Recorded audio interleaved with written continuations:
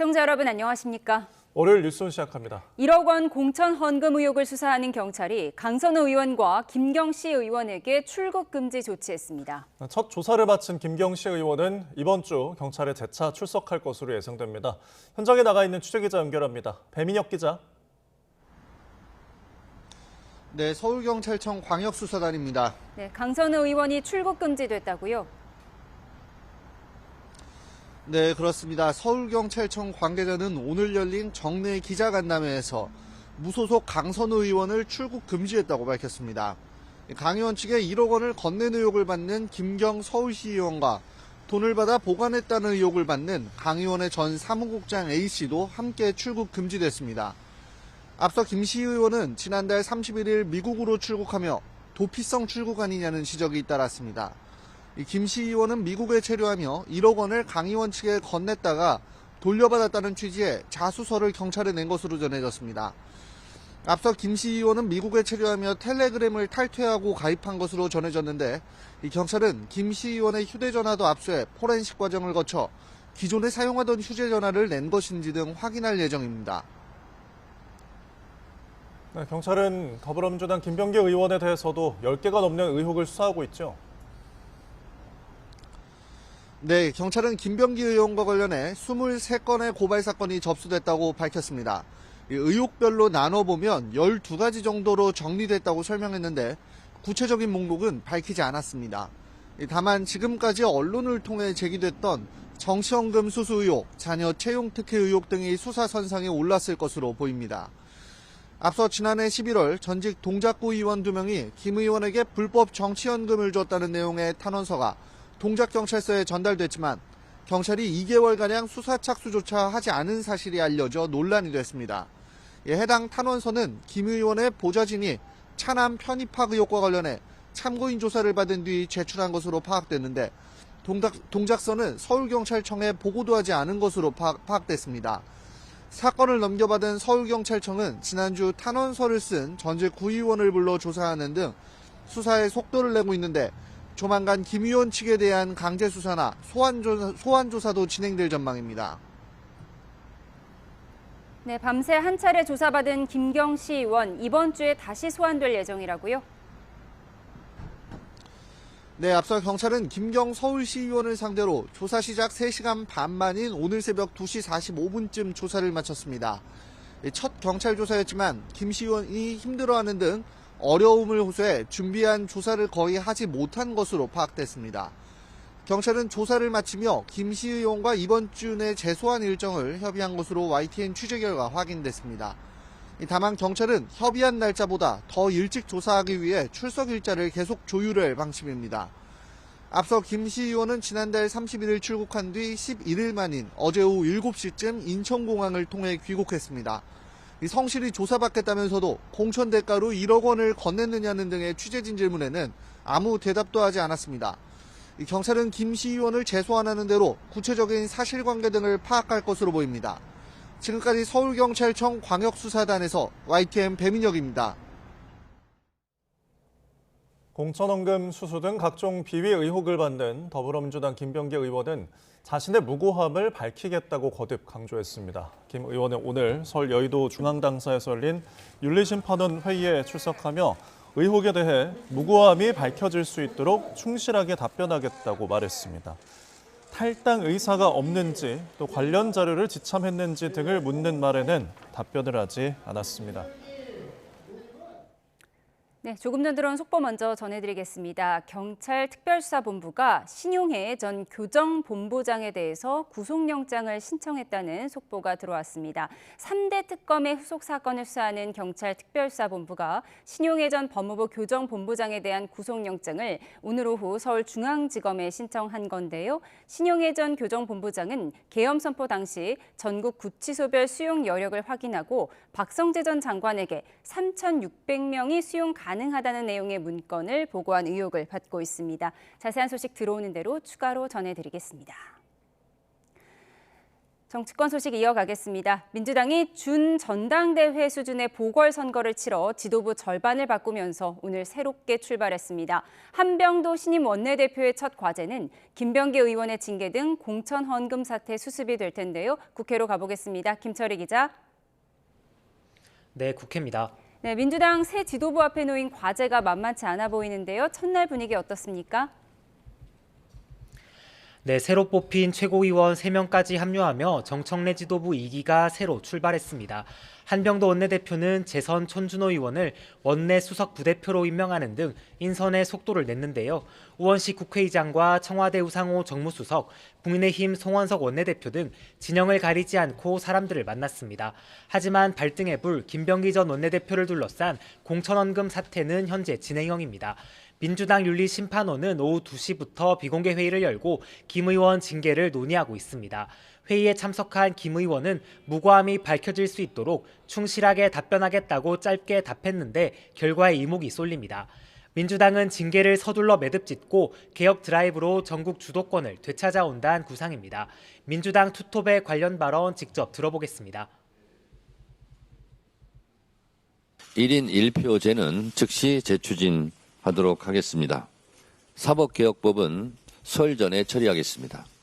사문법 개정으로 내란 사범이 사면권 뒤에 숨는 일은 원천 봉쇄하겠습니다. 네, 국민의힘 소식도 짚어보겠습니다. 5년 만에 당명 개정 절차가 시작된다고요? 네, 당명 개정에 대한 책임당원 여론조사 결과 68%, 즉 과반이 찬성하면서 지난 2020년 김종인 비대위가 만든 국민의힘 간판이 교체됩니다. 오늘 오후부터 주말까지 전 국민을 대상으로 당명 공모 절차가 진행되는데 설 전까지 개정을 마무리하기로 했습니다. 장 대표의 쇄신한 승부수에 당원들이 힘을 실어준 셈인데 이후 난국을 돌파할 수 있을지 관심입니다. 여당을 겨냥한 특검법 추진을 두곤 야당들 사이 공조가 본격화하는 모양새입니다. 개혁신당 이준석 대표의 3당 연석회담 제안에 장 대표가 화답한 가운데 조국 대표의 참여 역시 거듭 촉구하고 있습니다. 직접 들어보겠습니다. 특검법 통과 그 자체가 명분입니다. 조국 대표도 동참해 주시기를. 조국혁신당이 다시 재고하여 입장을 정할 일정한 말미를 장동욱 대표께 양해 구하겠습니다. 공천헌금 의혹 등을 고리로 민주당을 고립시키는 이른바 반민주 전선을 구축하겠다는 뜻 아니냐는 해석도 나오는데요. 주 대표는 조금 전 내란 동조, 극우 정당과는 함께할 수 없다며 다시 거절 의사를 명확히 했습니다. 네, 이렇게 여야 모두 재정비로 분주한데 오는 15일 본회의를 앞두고는 심상치 않은 분위기도 감지된다고요? 네, 현재 여당은 3대 특검의 미진한 부분을 2차 종합특검으로 해소하겠다며 최우선 과제로 벼르고 있습니다. 법사위는 여권 주도로 온종일 안건 조정위부터 소위원회, 전체 회의까지 거침없이 내달려 법안 통과에 집중했습니다. 수사기관과 인력 모두 최대 규모로 정해 내란을 완전히 종식하겠다는 구상입니다. 이에 국민의힘 의원들은 수사 범위가 지나치게 넓고 법안 자체가 졸속이라며 반대 의사를 분명히 밝혔습니다. 당장 오는 15일 본회의 상정이 목표라 또다시 필리버스터 정국이 재현될 것으로 보입니다. 한편 재경위는 이르면 오늘 오후쯤 이해운 기획예산처 장관 후보자에 대한 인사청문회 실시 계획서를 채택할 예정인데요. 증인과 참고인 채택을 최소화하려는 민주당과 관련자 모두를 부르겠다는 국민의힘 입장이 첨예하게 맞서고 있어 막판 진통이 이어지고 있습니다. 지금까지 국회에서 전해드렸습니다. 내란 우두머리 혐의로 기소된 윤석열 전 대통령의 재판이 지난주에 마무리되지 못한 가운데 내일 결심 공판이 다시 진행됩니다. 윤 전 대통령은 오는 금요일 체포방해 등의 혐의에 대한 첫 선고도 있어서 운명의 한 주를 보낼 걸로 보입니다. 현장에 취재기자 나가 있습니다. 권준수 기자. 네, 서울중앙지방법원입니다. 네, 지기현 재판부 내일은 반드시 변론을 끝내겠다고 했죠? 그렇습니다. 내일 윤석열 전 대통령의 내란 우두머리 혐의 결심 공판이 오전 9시 반부터 다시 열립니다. 애초 재판부는 지난주 금요일에 윤 전 대통령과 김용현 전 국방부 장관 등 피고인 8명에 대한 변론을 마무리 지을 예정이었습니다. 하지만 김 전 장관 측의 변론이 길어지면서 윤 전 대통령에 대한 재판은 전혀 진행하지 못하고 끝났는데요. 한 차례 기일을 더 잡을 수밖에 없었습니다. 내일 다시 이뤄지는 결심 공판에서 재판부는 끝내지 못한 증거조사와 특검의 구형, 윤 전 대통령 등 피고인 최후 진술까지 모두 진행할 계획입니다. 윤 전 대통령 측은 쟁점마다 끝장 대응할 방침을 내비쳐 내일 재판도 밤늦게 끝날 가능성이 큰데요. 내란 우두머리 혐의 법정형은 사형과 무기징역, 무기금고뿐입니다. 특검이 윤 전 대통령에게 어떤 형량을 재판부에 요청할지 주목됩니다. 네, 오늘 윤 전 대통령의 일반 이적죄 혐의 재판에서는 재판부 기피 신청이 있었다고요? 네, 평양 무인기 의혹과 관련된 일반 이적 혐의 첫 재판이 열렸습니다. 윤 전 대통령과 김 전 장관도 피고인 출석 의무에 따라 법정에 나왔는데 국가 기밀 노출 우려로 인해 비공개로 재판이 진행됐습니다. 윤 전 대통령과 김 전 장관 측은 재판부에 대한 기피 신청을 냈는데요. 공소장만 제출된 단계에서 피고인을 구속한 채 재판을 진행하는 건 극히 이례적이고 비상식적인 조치라며 재판부가 공소사실에 대해 이미 예단을 형성한 것으로 의심된다고 주장했습니다. 윤 전 대통령은 애초 내일도 국무회의 관련 위증 혐의 재판이 예정돼 있었는데요. 윤 전 대통령 측은 내일 내란 혐의 결심 공판이 진행되는 만큼 위증 혐의 재판에 대해선 기일 변경 신청서를 제출한 상태입니다. 또 오는 16일 금요일에는 체포방해 혐의 등 사건에 대한 1심 선고가 진행될 예정입니다.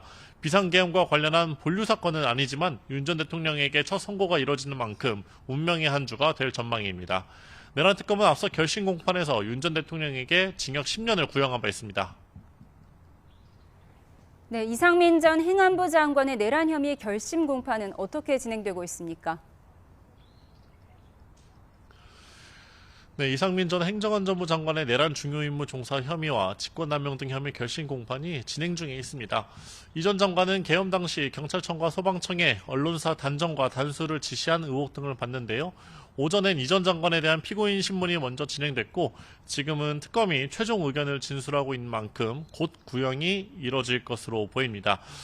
이후 이 전 장관의 최후 진술 등 절차가 순차적으로 이어질 예정인데요. 이 전 장관은 한덕수 전 국무총리에 이어 내란 관련 혐의로 1심 변론이 마무리되는 두 번째 국무위원이 됩니다.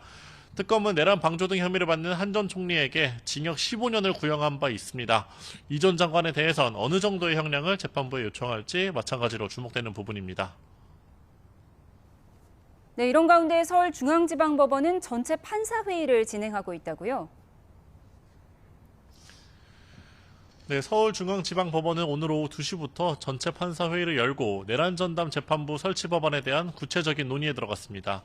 해당 법안은 내란과 외환 사건 재판을 위한 재판부를 2개 이상 두고 판사회의를 통해 구성 기준을 마련하도록 규정했는데요. 판사회의 의결로 기준이 정해지면 법원 사무분담위원회의 사무분담한 절차를 거쳐 전담재판부 구성은 마무리됩니다. 서울고등법원 역시 오는 15일 전체 판사회의를 열고 전담재판부 구성 기준과 올해 사무분담 기본 원칙을 심의할 예정입니다. 지금까지 서울중앙지방법원에서 YTN 권준수입니다. 네, 한국계 매기강 감독의 K-팝 데몬 헌터스가 미국의 권위 있는 시상식인 골든글로브 어워즈에서 애니메이션상과 주제가상 2관왕에 올랐습니다. 화면 보시죠.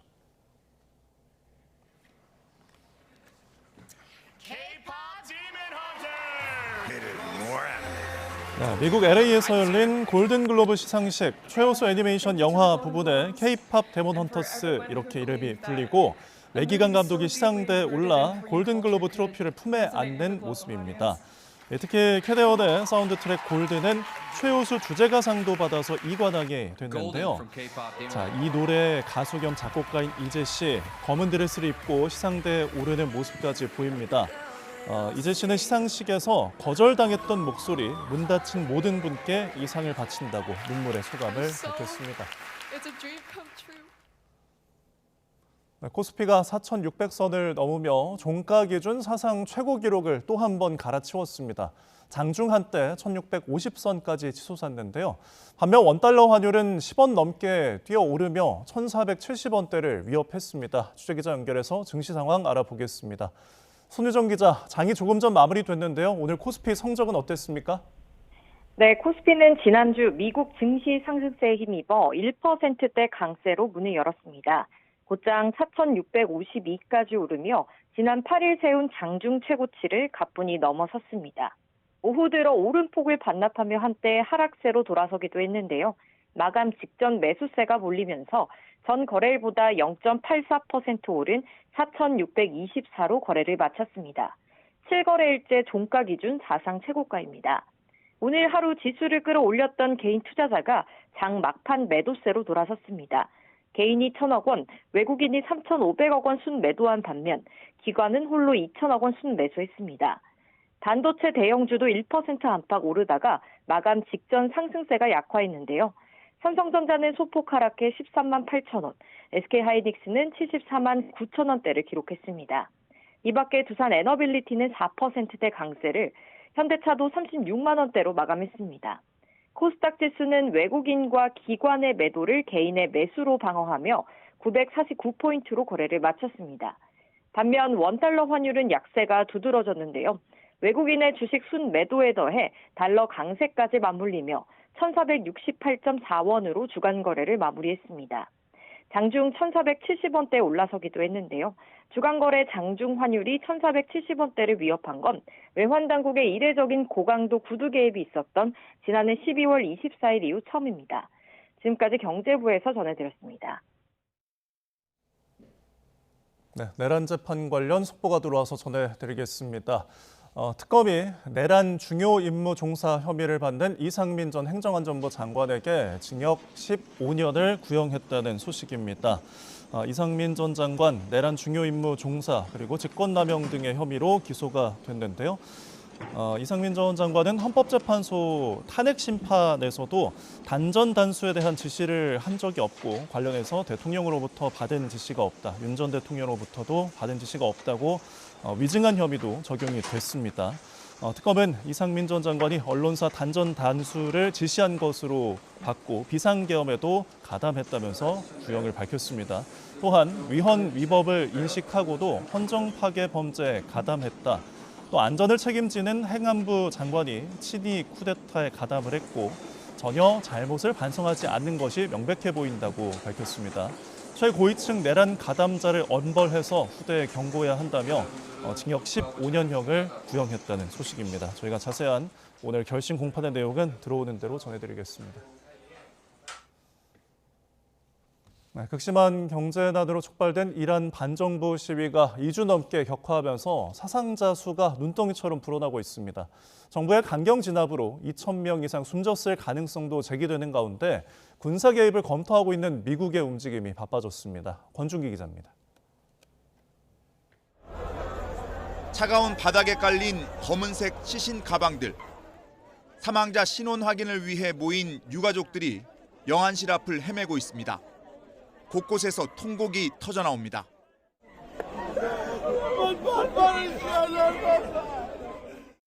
이 주 넘게 이어지고 있는 시위에 이란 정부가 실탄 사격으로 대응하면서 사상자가 폭증하고 있습니다. 총에 맞은 시위대가 병원마다 넘쳐나 의료 체계가 마비될 정도라는 증언이 나오고 해외에 있는 이란 인권단체들은 각각 수백 명에 달하는 사망자 집계를 내놓고 있습니다. 2,000명 이상이 숨졌을 가능성이 있다는 관측도 나왔습니다. Questa volta si sta utilizzando proiettili veri, proiettili da guerra. C'è una guerra in Iran in questo momento, una guerra che viene oscurata dal fatto che non ci sono. 47년 신정체제의 최대 위기를 맞은 이란 정부는 미국과 이스라엘이 배후에서 조종하는 폭동이라며 강경 대응을 이어갈 뜻을 분명히 했습니다. آمریکا و اسرائیل اونجا نشستن دارن به اینا درس میدن برید ما هم هستیم همونایی که این کشور رو زدند و جوانا و کودکان ما رو کشتن الان به اینا دارن دستور میدن شما این کارو بکنید. 이란에 대한 군사 개입을 시사한 트럼프 대통령은 SNS에 이란을 도울 준비가 됐다고 썼습니다. 이스라엘도 시위대를 지지하며 필요할 경우 군사적 대응에 나서겠다고 밝혔습니다. כולנו תקווה שהאומה הפרסית תשתחרר מקרוב מעול העריצות וכשיום זה יגיע 영국 런던에 있는 이란 대사관에 옛 왕정 시절 이란 국기가 내걸리는 등 유럽과 미국 곳곳에서 이란 반정부 시위를 지지하는 집회도 이어지고 있습니다. YTN 권준기입니다. 트럼프 대통령은 현지 시간 11일 플로리다 팜비치에서 워싱턴 DC로 이동하는 전용기에서 이란에 대한 미국의 군사 개입 가능성과 관련한 기자들의 질문에 사안을 매우 심각하게 보고 있다고 말했습니다. 그러면서 이란 지도자들이 어제 전화했다며 이란 정부는 미국과의 협상을 원하고 있고 그들은 미국에 계속 두들겨 맞는 데 지친 것 같다고 말했습니다.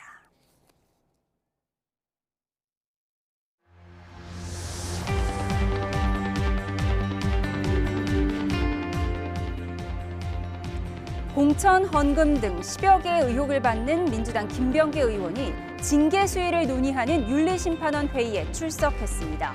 원내대표직을 사퇴한 지 약 2주 만인데요. 민주당에서는 당을 사랑하는 애당의 길이 무엇인지 생각해달라며 사실상 자진 탈당을 촉구했습니다. 오늘 집권 여당은 어떤 결정을 내리게 될까요? 관련 영상으로 정치원 시작합니다.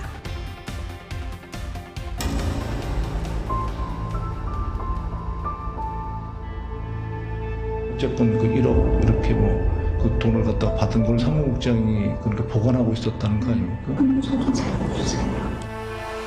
민주당 원내대표직에서 물러납니다. 제명을 당하는 한이 있더라도 저는 제 손으로 탈당을 하지 않겠습니다.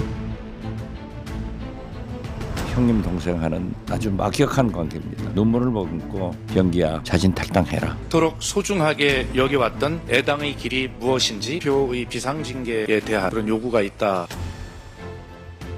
어떤 의혹으로 소명하실까요? 자료는 다 제출하시네요. 당에서 의혹에 대해서 무고함이 밝혀질 수 있도록 충실하게 답변하겠습니다.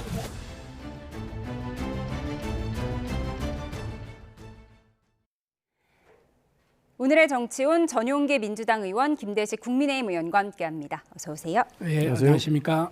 네, 국정원 선배인 박지원 의원이 병기야 탈당해라 이런 얘기까지 했는데 김병기 의원 오늘 윤리심판원 출석에 앞서서 무고함을 밝히겠다고 했습니다. 윤리심판원까지 갔다는 건 자진 탈당은 안 하겠다는 의지죠. 본인이 밝혔던 것처럼 이렇게 탈당은 하지 않겠다. 제명을 당할지언정 탈당을 하지 않겠다라고 밝혔던 것 때문에 아무래도 그런 해석이 저는 바람직하지 않나 싶습니다. 기본적으로 본인은 굉장히 억울한 부분이 많다고 이야기를 합니다.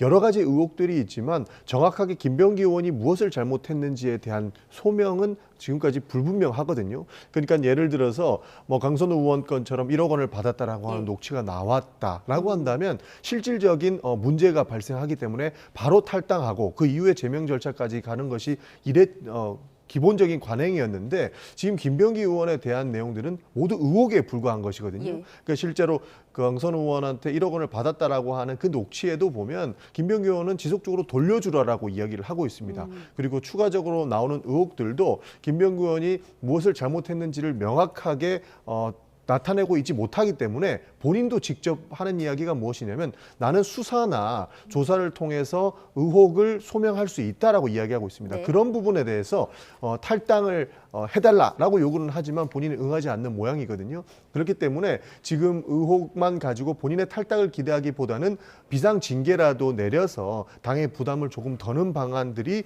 지금 현 상황에는 좀 맞지 않을까 싶습니다. 사실 비상징계를 한다고 해서 모든 의혹들이 사실이다. 김병기 의원이 잘못됐다라고 이야기하기보다는 당에 굉장한 부담을 안겨주고 있기 때문에 그런 부분에 대해서 탈당 내지 그리고 비상징계를 통해서 출당 조치를 하는 것까지 민주당은 검토하고 있다라는 말씀 드리겠습니다. 예, 말씀하신 비상징계권이요. 박지원 수석 대변인이 이 비상징계권 얘기를 꺼내니까 그동안 지도부에서는 원론적인 입장이었는데 좀 입장이 강경하게 바뀐 것 아니냐. 당을 사랑하는 애당의 길이 무엇인지 잘 판단해서 사실상 자진 탈당을 촉구했거든요. 민주당 입장에서는 실기를 했어요. 지도부에서는. 사실상 이게 2주가 넘었잖아요. 그 상황에서 그때 당시에 탈당을 권유한다든지 원내대표를 했기 때문에 여러 가지 대화의 채널이 있었을 거 아니에요. 그러나 지금 이제 김병기 의원 입장에서는 나는 억울하다. 정말 그 법적인 측면에서 나는 밝히겠다. 이렇게 해서 자진 탈당은 없다. 내가 제명을 당하는 한이 있더라도 탈당하겠다. 이러니까 이제 민주당 지도부는 깝깝해진 거예요. 왜 그러냐면은 이게 지금 탈당을 제명을 했을 경우는 제명을 하는 동시에 의원총회를 거쳐서 의원들에게 총회를 거쳐서 이게 지금 제명이 돼야 되는 거거든요.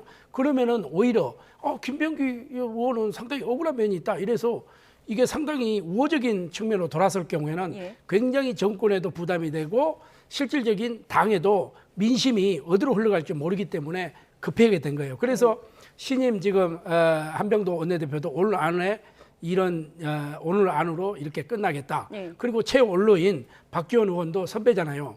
내가 사랑하고 아끼지만은 병기야 탈당해라. 이럴 정도의 메시지를 낸다고 하는 것은 아깝죠. 그러나 김병기 의원 입장에서는 상당히 나오는 억울하다. 내가 진짜 끝까지 한번 버텨보겠다 하는 그런 의도가 숨어 있는 거 아니겠어요?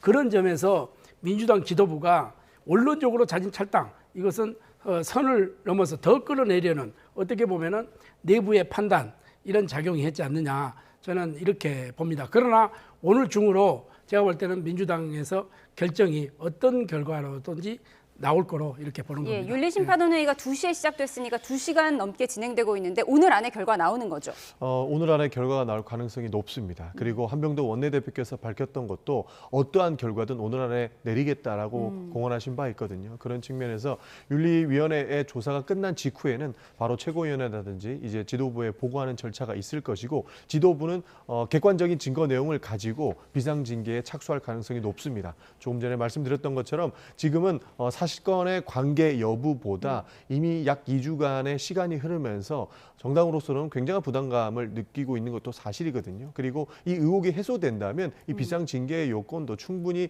다시 명예회복을 할 수 있는 사안들이 존재하기 때문에 지금 이 문제가 되는 사안들에 대해서는 지도부로서는 결단할 수밖에 없는 상황에 이르렀다. 이 정도 말씀드릴 수 있겠습니다. 우리 전영기 의원님이 이제 아까도 말씀하셨잖아요. 사실은 의혹에 불과하다. 그러나 지금 이제 24건이 고발이 됐어요. 24건이 고발 중에서 한 12건 이 정도를 수사의 선망에 놓고 지금 하겠다는 거 아니겠습니까? 그러나 김병기 의원은 정말 정정당당하게 자기가 나가서 이런 것을 좀 명명백백하게 밝히겠다. 이런 거는 어떻게 보면 또 이해하는 측면도 있어요. 왜냐하면 자기 정치 생명하고 관계가 있는 거거든요. 네. 자, 그렇지만은 당 지도부 입장에서는 굉장히 또 심각해지고 여론도 악화가 되고 그리고 한병도 원내대표가 첫 출발하는 오늘 날 아닙니까? 여기에서 가볍게 해주기 위해서 여러 갈래로 하는데 오늘 중으로 아마 결론을 내지 않겠나 이렇게 생각합니다. 어떤 결과가 나올지 지켜보겠습니다. 김병기 의원은 바로 이 1억 녹취록을 묵인한 의혹을 받고 있는 거죠. 강선우 의원 측에 1억 원을 건넸다는 의혹을 받는 김경 서울시 의원은 어제 큰 관심 속에 귀국해서 경찰 조사를 받았는데요. 경찰이 김경시 의원과 강선우 의원을 출국 금지했지만 뒷북 출금이라는 지적도 나옵니다. 어제 입국 장면부터 보고 오시죠. 경찰 수사 중인 걸 알면서도 왜 출국하셨어요? 미국 계실 때 하고 오래전에 약속을 한 거여가지고.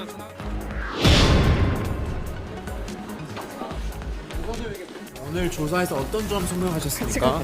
강선우에게 공천 대가로 1억 원 건넨 게 맞으세요?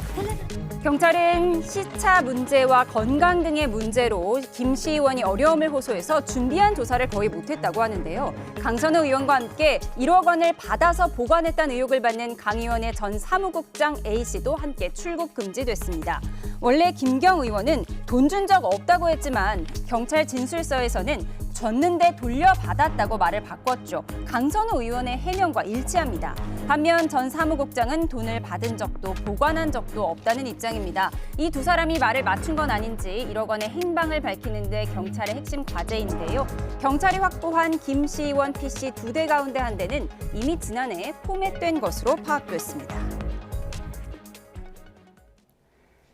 네, 김경시 의원 어제 큰 관심 속에 귀국했습니다. 3시간 반 정도 조사를 받고 오늘 새벽에 귀가를 했는데 건강상의 어려움을 호소해서 경찰이 제대로 조사는 못했다고 하더라고요. 그리고 오늘 출국 금지 조치했는데 너무 늦은 거 아닌가요? 뒷북이라고 하는 이야기와 그런 비판들을 다 받아 마땅하다 이 정도 평가할 수 있겠습니다.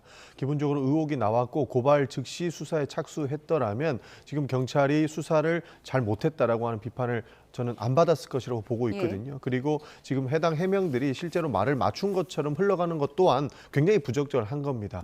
실질적인 녹취 내용들과 이 증거 능력들을 가지고도 충분히 수사할 수 있는 사안이고 실질적인 증거를 찾기는 어렵겠다고 하지만 이미 관련 내용들은 경찰에 다 제출이 된 것으로 알고 있거든요. 그렇기 때문에 늦었지만 지금이라도 빠르게 수사를 통해서 해당 문제들 앞으로의 공천 헌금 문제는 명확하게 짚고 넘어가서 재발을 방지해야 된다는 말씀 드리고 싶습니다.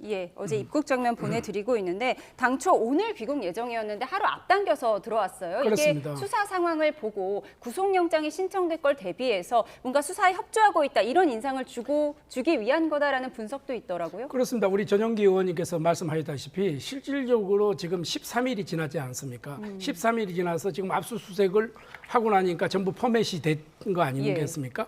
그리고 저 텔레그램도 지금 탈퇴했다 다시 한 거 아니겠어요? 전화기를 바꾼 의혹이 전화기도 있죠. 바꾸고 그러니까 이런 상황이 돼서 자기가 지금 이제 수사 전망에는 압박이 돼 있고 그래서 12월 29일 날 고발이 됐는데 30일 날 출국을 했어요. 그러면 출국을 안 했어야죠. 본인이 정정당당한다고 하면은 그러면은 13일 동안에 어떤 일이 벌어질 줄 어떻게 알겠어요. 그렇죠. 그러나 막 경찰에서는 또 이렇게 이야기할 수 있겠죠. 뭐 바로 이렇게 조치가 하기는 상당한 시간적인 뭐가 있었다. 이렇게 할 수 있었지만 이미 국민들은 이게 의구심을 가질 수밖에 없는 거 아니겠습니까? 그리고 어제 하루 이틀 하루를 빨리 땡겨서 귀국했다고 한 것은 또 자소서를 냈고 내가 수사에 협조를 이만큼 하고 있다. 이것은 이 수사 단계에서 굉장히 좀 선처에 조금 그 하나의 그걸 노리는 것으로도 볼 수밖에 없다. 이렇게 보기 때문에 지금이라도 지금 어제는 물론 시차 적용하고 뭐 몸 상태가 어떻다 이렇게 하지만은 지금도 늦은 감은 있지만은 강선우 의원하고 김경원하고 지금 출국 금지를 시켰지 않습니까? 빨리 경찰이 명명백백하게 이런 것을 밝혀서 국민들의 의혹을 해소해 줘야 되겠죠. 왜냐하면은 우리가 사실상 우리 전용기 의원님이나 저나 이 정치를 하고 있지만은 이 정치를 돈 가지고 거래한다. 이거는 민주주의의 기본, 근본을 흔드는 겁니다. 이런 돈의 시스템을 움직이는 겁니다. 그래서 이런 문제는 철두철미하게 경찰에서 명예를 걸고 이것을 명명백백 수사를 해서 국민들에게 밝혀줘야 된다. 이렇게 생각합니다. 예, 말맞추기와 증거인멸 의혹 속에 1억의 행방을 찾는 이 경찰의 수사를 지켜보도록 하겠습니다. 저희는 다음 키워드로 가겠습니다. 이혜은 기획예산처 장관 후보자, 이번에는 아들의 군 복무 관련 의혹이 제기됐습니다. 두 아들이 사회복무요원으로 군 대체복무를 했는데 공교롭게도 당시 이 후보자 집 근처에 그동안 없었던 복무지가 새로 생겼다는 금수저 병역 의혹입니다. 네, 국민의힘 박수영 의원실의 자료인데요. 둘째 아들이 지난 2014년부터 2년 동안 서울 서초구 지역아동센터에서 근무했는데 이 센터에 사회복무요원이 배정된 건 처음으로 당시 정원이 보시는 것처럼 한 명입니다.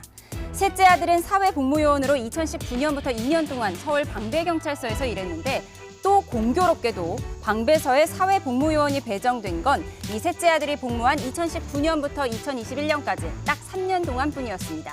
두 곳 모두 당시 이 후보자 집에서 7km 이내로 매우 가깝습니다. 이 후보자의 해명 들어보시죠. 아이들이 미국 국적을 불행사하면서까지 제가 현역 국회의원일 때 장남이 현역동 복무를 했는데 차남이 제가 낙선해서 실업자일 때 병역 의무를 이행했는데 특혜를 도모할 이유도 없고 특혜를 주선할 영향력도 없었습니다. 저희가 알고 있기로는 청와대도 고민하고 일주일 저 더 못 버틸 거라고 봅니다.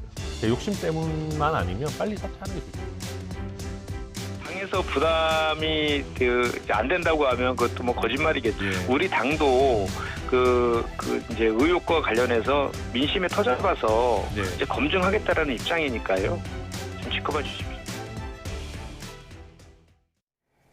네, 이 후보자 아들이 3명인데 이 둘째 아들과 셋째 아들이 사회복무요원으로 군 대체복무를 했는데 공교롭게도 이 후보자 집의 근처에 없었던 복무지가 새로 생겼다는 거예요. 제가 공교롭단 말을 강조했는데 어떻게 보십니까? 사안이 사실이라면 심각해 보이겠지만요. 사실 공교롭게 저렇게 없던 복무지가 생기고 그 복무지에 아들을 넣을 수 있을 만큼 우리 사회 시스템이 저는 망가져 있다라고 보지는 않습니다. 기본적으로 의심은 할 수 있겠습니다. 왜냐하면 현역 국회의원을 했었고 이후에 저런 생겼던 자리에 가는 부분 때문에 그럴 수 있을 것 같은데 저는 그 전에 우리 사회 시스템을 조금 더 믿는 그런 현상이었으면 좋겠다는 말씀을 좀 드리고 싶은 겁니다.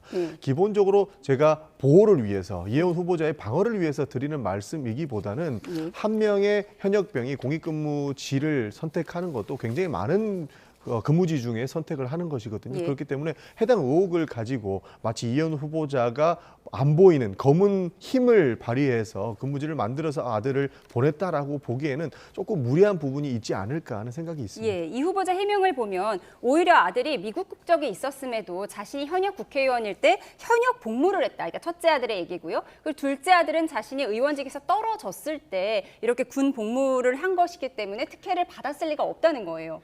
그러니까 이혜원 의원이 그때 당시 서초구 국회의원을 했잖아요. 그런데 없는 복무요원 자리가 생겼단 말이죠. 사실상 그게 굉장히 어려운 거예요. 그거 어떻게 해서 그렇게 한 명 정도 같으면은 이해가 가는데 그러니까 둘째 아들이 군대 갈 때는 자신이 낙선했다는 거예요. 아니 뭐 낙선하고 한 거 정관 또 애우가 있는 거예요. 그러나 사실상 이혜원 의원은 이런 것을 떠나서 정말 가장 우리 젊은이들의 그 아킬레스건을 건드는 것이 이 군 복무 문제입니다. 누구나가 평등을 해야 되잖아요. 지위가 있든 없든 간에. 그런데 걸어서 가면은 출퇴근할 수 있는 거. 누구나 어느 자식이든지 어느 부모든지 저 자식을 그렇게 하고 싶지 않겠어요? 오히려 그렇게 설령 그렇게 하더라도 정말 국가를 위해서 또 국회의원 한 사람 같으면은 다른 지역에 오히려 다른 좀 먼데 영등포도 있을 수 있고 저 동대문도 있을 수 있는 거잖아요. 이런 부분에 해줬으면은 더 이 노블리스 오블리지의 정신을 구현할 수 있는 거 아닙니까? 이런 것을 우리가 하나만 놓고 하더라도 우리가 이혜원 의원은 이 자체에 정말 빨리 사퇴를 해야 됩니다. 왜냐하면 국민을 위해서 또 우리 임명권자인 이재명 대통령을 위해서라도 빨리 사퇴하는 것이 맞다. 자기는 가면 갈수록 더 진흙탕만 되고 나중에 낙마할 수밖에 없는 심정이다. 예. 이런 측면에서 꼭 결단을 내려줘야 된다. 이렇게 청년 정치인 출신이시잖아요. 예, 예. 청년들의 영린을 다 건드렸다 이런 분석도 나와요. 입시, 군대, 부동산 청약. 지금 민주당에서 반응 어떻습니까? 민주당에서 조금 전에 김현정 대변인 말씀하신 것처럼 부담이 없다고 하면 거짓말이겠죠. 예. 부담이 있습니다. 그렇기 때문에 우리가 오히려 더 철저히 검증을 하자라고 이야기를 하고 있습니다. 심지어 병역 개혁이 나왔을 때도 보수 정당의 출신인데 이명박 박근혜 정부 넘어오는 그 보수 정권에 있었던 일이거든요. 오히려 문제가 된다면 저희 더 강력하게 문제 제기를 할 수 있는 부분이기 때문에 이 부분은 조금 떼놓고 봐야 된다라고 보는 겁니다. 그래서 저는 이 부분이 정치적 논란을 좀 떼고 봤으면 좋겠다는 부분이 철저한 검증은 필요하지만 확인되지 않은 무책임한 의혹으로 한 사람의 인생을 매도할 필요는 없다라고 보는 겁니다. 조금 전에 말씀드렸던 것처럼 우리 사회 시스템은 기본적으로 잘 구현이 되어 있기 때문에 아무리 검은 손이 작동을 한다고 하더라도 거기 휘둘리는 시스템은 저는 아니라고 보는 것이거든요. 심지어 자기 집 앞에 갔기 때문에 문제가 됐다라고 하는데 많은 공익근무요원들이 공익근무를 가기 위해서 본인이 가고 싶은 근무지를 선택해서 지원할 수 돼 있는 구조입니다. 그때 당시에 이제 공교롭게 그 집 앞에 있는 그리고 갑자기 열리는 곳이 생겼다고 해서 이것이 마치 엄마의 힘 때문이다라고 이야기하기에는 좀 어려운 부분이 있는 것이죠. 그래서 저는 이혜원 후보자에 대해서 더욱 철저한 검증을 해야 된다라고 하는 것에는 동의를 하지만 이렇게 확인되지 않은 사실에 대해서 정치적 공격을 위해서 만들어내는 것은 오히려 사회적 혼란을 가중시키지 않을까 하는 생각이 있는 겁니다. 저도 일부는 동의를 합니다. 그러나 저는 이 민주당과 청와대에서 오히려 이 이혜원을 놓고 실험 대상을 하고 있지 않나 이렇게 생각도 어떤 실험 들어요. 대상이요? 왜 그러냐면은 국민의힘 출신이기 때문에 자 당신네들 통합 차원에서 우리가 이렇게 했는데 이렇게 보니까 이렇게 썩어 있더라. 이런 점을 오히려 부각시키면서 마지막 아주 진흙창이 될 정도로 놔뒀다가 나중에 낙마시키는 이런 그 전법인가도 나는 모르겠어요. 대통령의 빅픽처가 있었다. 그렇죠. 그러면 1타 2피가 되는 거죠. 나는 그런 점에서 이혜원 후보자는 정말로 자기 자신을 위해서, 가족을 위해서, 정말 이 젊은이들을 위해서 하루빨리 사퇴하는 것이 앞을 봐서도 좋다. 저는 아까 박지원 의원이 그랬잖아요. 병기야 사랑하지만은 탈당을 해라. 이렇듯이 정말 애정이 있다면은 제가 그렇게 이야기해주고 싶어요.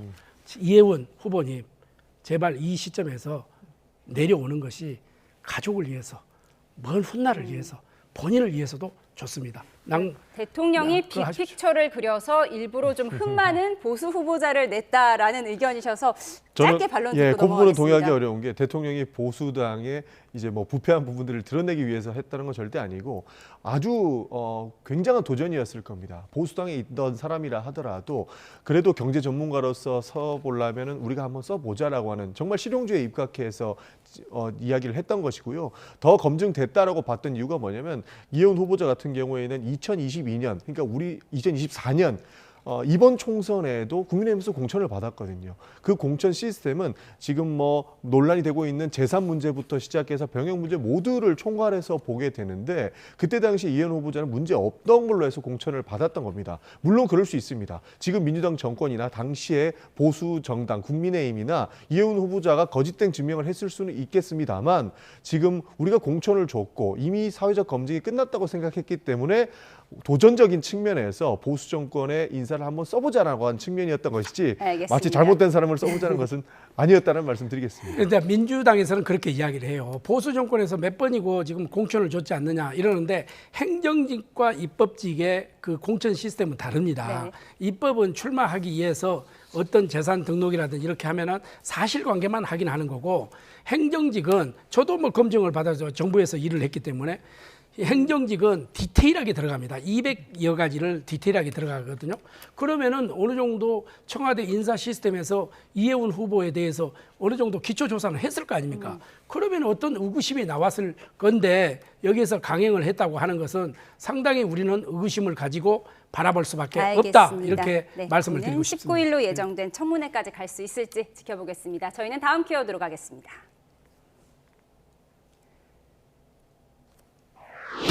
지난주 금요일 김용현 전 장관 변호인들의 이른바 법정 필리버스터로 윤 전 대통령 구형이 내일로 미뤄지는 초유의 일이 일어났죠. 변호인들은 작전을 멋지게 수행했다는 말을 했는데 내일도 침대 변론을 이어갈지 우려가 나옵니다.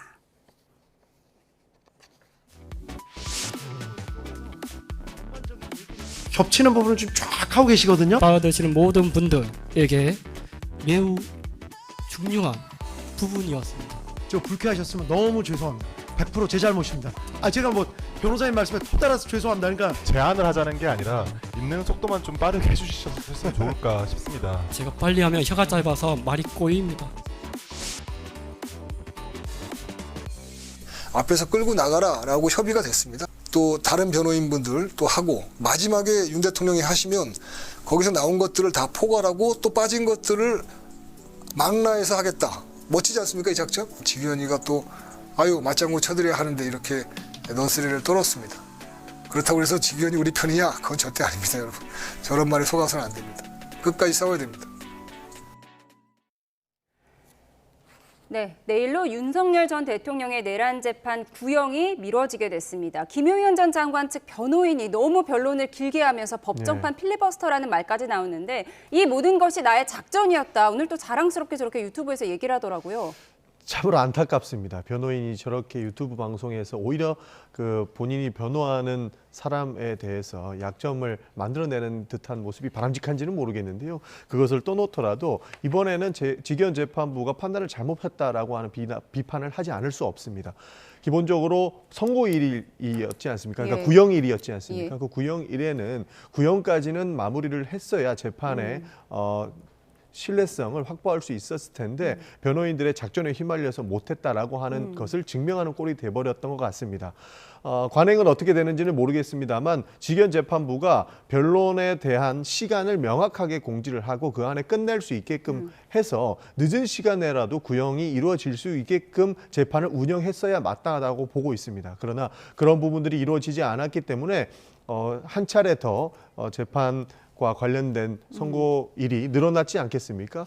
앞으로 나오는 재판에는 이번 재판을 말미암 삼아서 재판 운영에 저는 만전을 기해야 된다는 말씀 드리고 싶습니다. 예, 지기현 재판부가 변호인에게 토달아서 죄송합니다라는 말까지 하면서 그러니까 지기현 재판부는 뭐 그런 것 같습니다. 변호인들의 방어권은 충분히 보장해주겠다 이 의견은 알겠는데 이렇게 구형이 다음 주로 미뤄지는 초유의 사태까지 일어난 거잖아요. 그렇습니다. 지금 조금 전에 이하상 변호사 이야기 나왔는데 자화자찬 저렇게 하는데 저거는 국민으로 봐서도 바람직하지 않는 행동입니다. 그리고 1년의 재판이라고 하는 것은 물론 방어권도 보장을 해줘야지요. 그러나 법과 원칙에 따라서 이렇게 하는 건데 변호인이 어떻게 하면은 김용현 이런 그 장관을 변호한다는 이 자체는 여기에서 지금 유튜브 나가서 하고 이거 오라 프로그램입니까? 이건 아니지 않습니까? 이거는 지금 국가의 중대한 사항을 변호를 하고 거기에 대한 책임을 지고 이것을 법리적으로 합당하게 해야 될 변호사가 유튜브에 나와서 저렇게 이야기한다? 저는 저거 바람직하지 않다고 생각합니다. 그리고 김영원 장관이 국방부 장관 아닙니까? 호랑이는 굶어도 풀을 뜯지 않는 겁니다. 정정당당하게 임해야죠. 예. 내가 잘못한 거 있으면 잘못했다고. 국민 여러분에게 사과할 거는 사과하고, 자, 그러면 이런 부분은 내가 억울하다. 이런 부분을 변호사를 통해서 해야 되는데 쉬운 말을 저렇게 어렵게 하고 어려운 말을 쉽게 하고 어려운 말을 쉽게 해야지요. 풀어줘야지요. 국민들이 납득하게끔. 그런 측면에서 저는 이하상 이 변호사의 자화자찬은 아주 부적절하다. 예. 국민들에게 하는 태도가 아니다. 저는 이렇게 예. 따끔하게 이야기해주고 싶습니다. 윤석열 전 대통령 내일 내란 혐의 구형이 있고요. 금요일에는 체포방해 혐의 1심 선고가 있습니다. 운명의 한 주를 지켜보도록 하겠습니다. 저희는 다음 주제로 가겠습니다. 여야 모두 새 출발을 하게 됐는데요. 우선 공천헌금 의혹으로 시끄러운 민주당, 김병기 전 원내대표의 자녀 임기를 채울 새 원내대표와 최고위원 3명까지 지도부가 새롭게 구성됐습니다. 하지만 말 그대로 과제가 산적한데요. 어제 장면부터 보고 오시죠. 한병도 후보가 더불어민주당 신임 원내대표에 당선되었음을 선언합니다. 신임 원내대표의 임기는 오는 5월까지 4개월에 불과하지만 개혁 입법 등의 과제뿐 아니라 김병기, 강선우 의원이 연루된 공천헌금 수수에 대한 대응이 발등에 불입니다. 최고위원 보궐선거에서는 3명이 새로 뽑혔는데 친정청래계 후보 2명, 친이재명계 1명이 선출됐습니다. 친이재명계 강득구 후보가 1위로 선출됐고 진청청래계 이성윤, 문정복 후보가 2, 3위로 최고위원에 입성했는데요. 준 전당대회급으로 진행된 민주당 최고위 보궐선거가 당권파, 즉 친청계의 판정승으로 끝나면서 정청래 대표 체제에는 한층 힘이 실리게 됐습니다. 다만 한병도 의원은 친청계, 친명계를 논하는 건 한가한 소리라고 했습니다. 이재명 정부 성공을 위한 저희들 당의 마음은 절박합니다. 이 절박함에 엇박자, 분열, 저는 한가로운 이야기 같아요.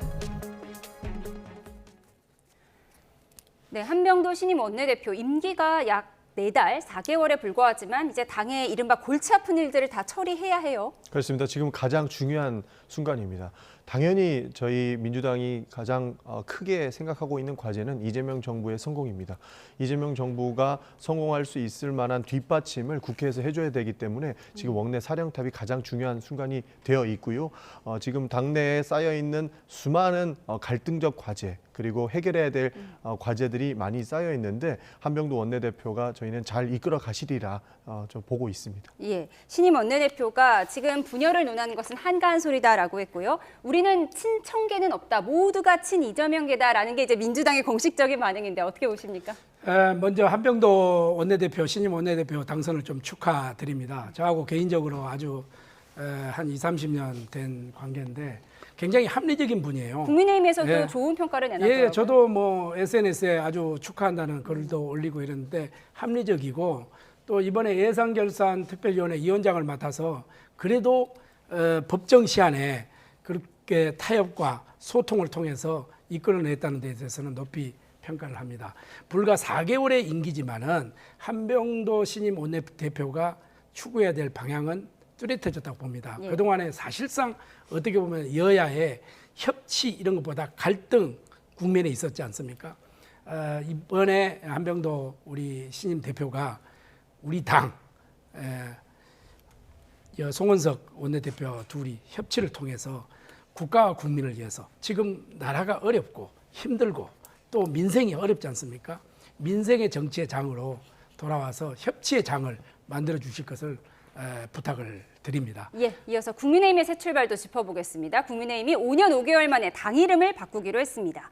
계엄과 탄핵의 그늘에서 벗어나 새 출발을 하겠다는 계획인데 민주당은 간판 바꾸기에 불과하다고 비판했습니다. 들어보시죠. 전 당원의 뜻을 물어 당명 개정을 추진하겠습니다.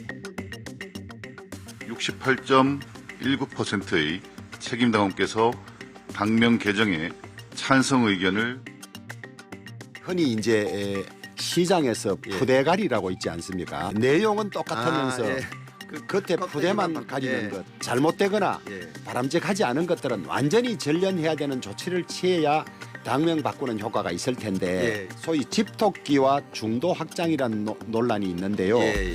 저는 이 두 관계가 길한 관계, 배척 관계는 아니라고 생각합니다.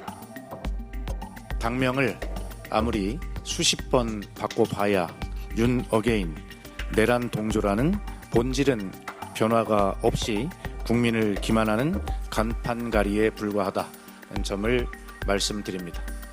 이러한 오명과 조롱을 받지 않게 쓰는 국민의힘이 신속히 내란 청산에 협조하고 윤석열 세력과 단절하며 1997년 한나라당 이후 5번째 교체가 됩니다. 당원 아이디어에는 뭐 자유와 미래 이런 단어가 나온다고 하는데 어떤 당명으로 교체될 걸로 보십니까? 저는 미래지향적으로 가야 되지 않겠나 이렇게 하는데 여러 민주당에서 뭐 간판만 바꿔서 되겠느냐 이러지만은 사실상 간판을 바꾸고 새로 하겠다는 의지가 담겨 있습니다. 간판만 바꿔서는 안 되죠. 거기서 메뉴도 바꿔야죠. 메뉴도 바꿔야 되지 않겠습니까? 우리 손님, 그러니까 우리 국민들이 원하는 메뉴로 좀 바꾸어야 되겠다. 그리고 이제 장동혁 대표가 새 신안을 발표할 때 당명을 바꾸고 미래로 가겠다. 이렇게 했기 때문에 미래지향적으로 간다. 이렇게 보면 되겠고요. 과거와 현재와 미래가 있지만 과거, 현재는 우리가 반성하고 책임지고 그리고 미래지향적으로 가는 겁니다. 그래서 한번 기대해 주시고 우리 국민들의 따끔한 회초리 이것도 우리가 막고 맛이 없는 음식을 내놔서는 안 된다. 맛있는 음식을 내놔라.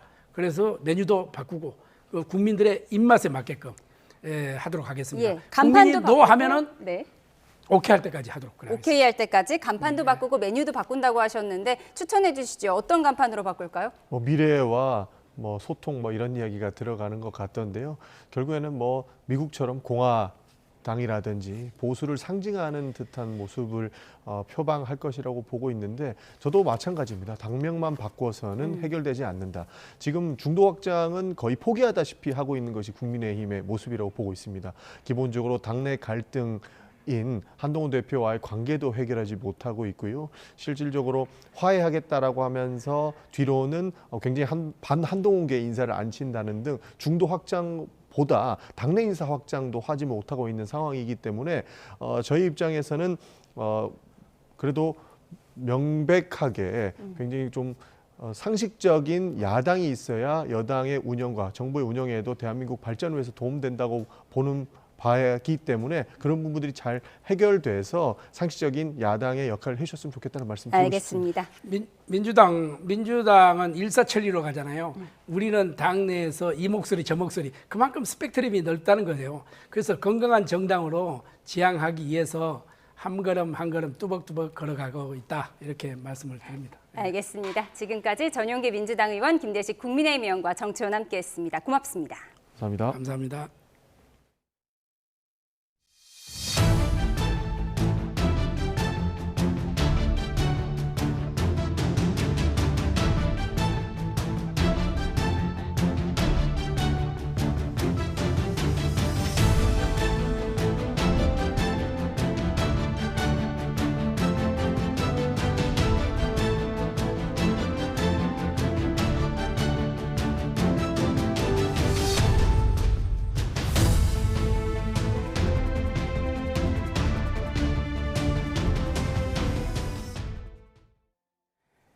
민주당 윤리심판원이 공천 헌금 의혹 등을 받는 김병기 의원에 대한 징계를 논의하고 있습니다. 대면 조사를 받기 위해 직접 출석한 김 의원은 취재진에게 자신의 무고함을 밝히겠다고 말했습니다. 현장에 취재기자 연결합니다. 윤웅성 기자.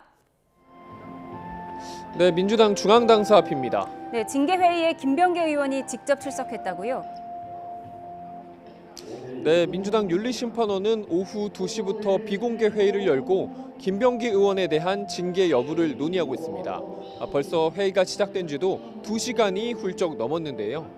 지난달 30일 원내대표직을 사퇴한 뒤 두문불출하던 김 의원은 2시 20분쯤 직접 출석했습니다. 김 의원은 어떤 의혹을 소명할 건지 등을 묻는 취재진 질문에 무고함을 밝히겠다고 짧게 답했는데요. 직접 들어보겠습니다. 오늘 어떤 의혹으로 소명하실까요? 탈당 의사 없는 거 그대로실까요?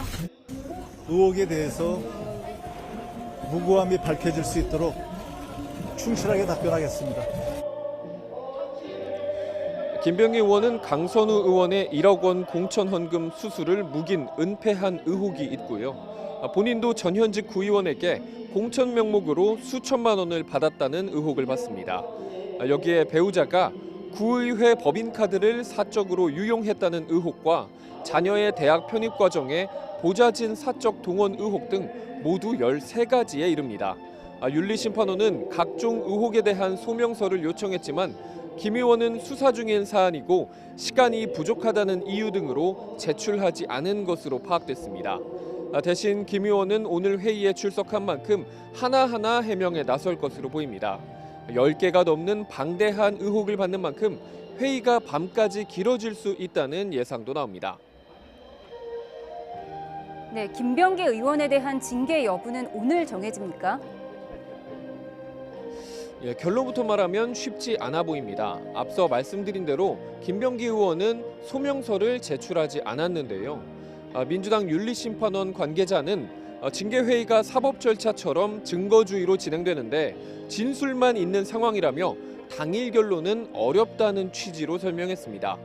다만 같은 이유로 김 의원이 증거 없이 변명으로 일관한다면 제명 등 중징계를 피하긴 어려울 거로 전망했습니다. 지방선거를 앞둔 상황에서 당의 부담이 커지고 있는 만큼 전격적인 제명 징계 결정도 배제할 수는 없는데요. 한병도 신임 원내대표도 오늘 유튜브에 출연해 어떤 식으로든 오늘 결론이 나지 않을까 생각한다고 말했습니다. 어제 당 지도부는 비상징계까지 거론하면서 자진 탈당을 압박했지만 김 의원은 오늘 회의에 출석하면서도 무고함을 밝히겠다고 강조하는 등 탈당할 의사가 없음을 분명히 했는데요. 윤리심판원의 징계가 늦어지거나 수위가 낮으면 정청래 대표가 비상징계 등 일종의 결단을 내릴 가능성도 제기됩니다. 지금까지 민주당 중앙당사 앞에서 YTN 윤웅성입니다.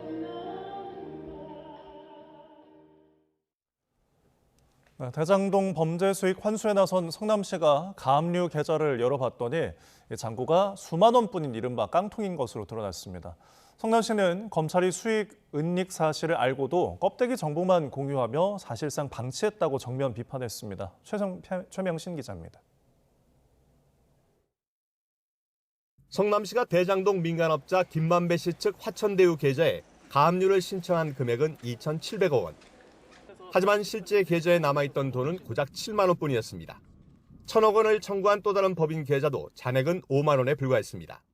성남시가 대장동 일당을 상대로 법원에서 인용받은 가압류 금액은 모두 5,579억 원.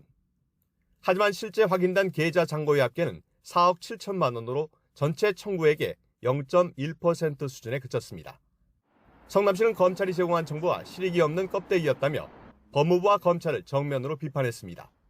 특히 검찰이 이미 2022년 수사 과정에서 범죄 수익의 96%가량이 소비되거나 은닉됐다는 사실을 파악하고도 이를 성남시와 공유하지 않았다고 지적했습니다.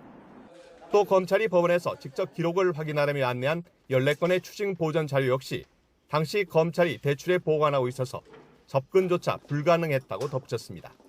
성남시는 사실상 검찰의 비협조가 대장동 일당에게 자산을 빼돌릴 시간을 벌어준 것 아니냐는 의혹까지 제기했습니다.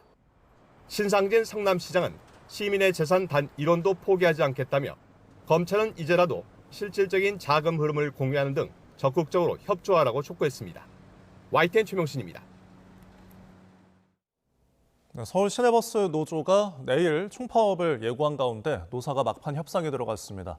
임금 인상안을 놓고 양측 입장이 첨예한데 서울시와 경기도는 비상수송 대책을 마련하고 결과를 지켜보고 있습니다. 현장에 나가 있는 추 기자 연결합니다. 양희력 기자. 네, 서울지방노동위원회에 나와 있습니다. 네, 내일 파업 여부를 가를 막판 협상 어떻게 진행되고 있습니까? 네, 협상은 오후 3시부터 시작됐습니다. 파업 예고일을 하루 앞두고 서울 시내버스 노조와 사측은 치열한 기싸움을 벌이고 있습니다. 네, 노사 양측은 법원의 통상임금 판결을 근거로 임금을 얼마나 올려야 될지를 놓고 첨예하게 다투었습니다. 노조는 12.85% 인상을 주장하는 반면 사측은 6에서 7% 수준이 적정하다고 맞서고 있습니다.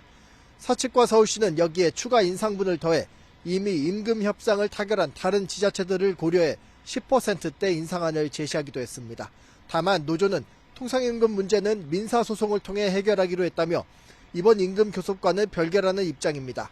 노조는 2025년도 임금 교섭에서 임금 3% 인상 등을 요구할 뿐이라 사측이 주장하는 과도한 임금 인상 요구는 사실과 다르다고 선을 긋고 있습니다.